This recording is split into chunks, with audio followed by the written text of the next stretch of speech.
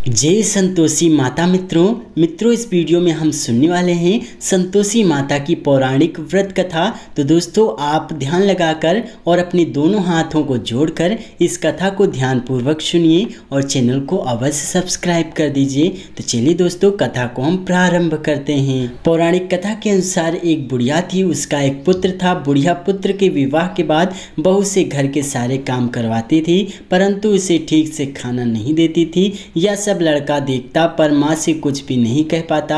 बहू दिन भर काम में लगी रहती, उपले थापती, रोटी रसोई करती, बर्तन साफ करती, कपड़े धोती और इसी में उसका सारा समय बीत जाता।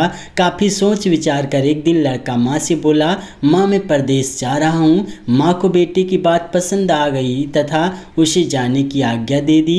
इसके बाद वह अपनी पत्नी के पास जाकर बोला, मैं परदेश जा रहा हूँ, अपनी कुछ निशानी दे दो। बहू बोली, मेरे पास तो निशानी देने योग्य कुछ भी नहीं है। यह कहकर वह पति के चरणों में गिरकर रोने लगी। इससे पति के जूतों पर गोबर से सने हाथों से छाप बन गई।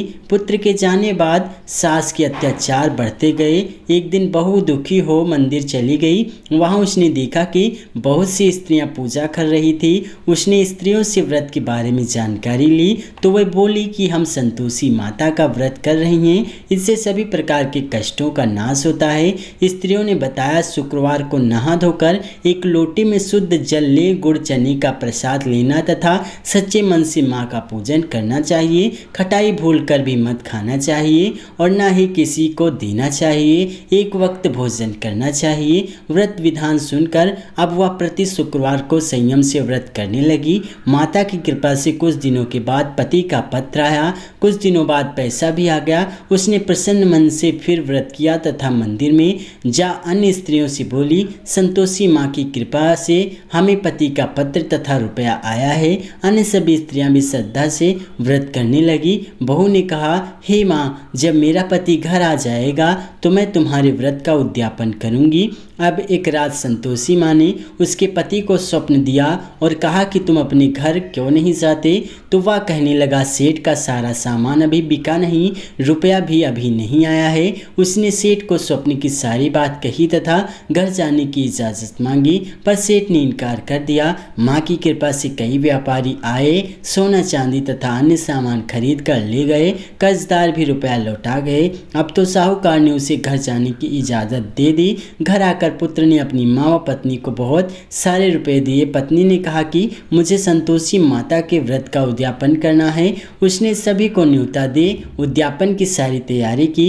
पड़ोस की एक स्त्री उसे सुखी देख ईर्ष्या करने लगी थी। उसने अपने बच्चों को सिखा दिया कि तुम भोजन के समय खटाई जरूर मांगना। उद्यापन के समय खाना खाते खाते बच्चे खटाई के लिए मचल उठे तो बहू ने पैसा देकर उन्हें बहलाया। बच्चे दुकान से उन पैसों की इमली खटाई खरीद कर खाने लगे तो बहू पर माता ने कोप किया। राजा के दूत उसके पति को पकड़कर ले जाने लगे तो किसी ने बताया कि उद्यापन में बच्चों ने पैसे की इमली खटाई खाई है। तो बहू ने पुनः व्रत के उद्यापन का संकल्प किया। संकल्प के बाद वह मंदिर से निकली तो राह में पति आता दिखाई दिया। पति बोला, इतना धन जो कमाया है उसका कर राजा ने मांगा था। अगले शुक्रवार को उसने फिर विधिवत व्रत का उद्यापन किया। इससे संतोषी माँ प्रसन्न हुई। 9 माह बाद चांद सा सुंदर पुत्र हुआ। अब सास बहू तथा बेटा माँ की कृपा से आनंद से रहने लगे। सभी बोलेंगे संतोषी माता की जय।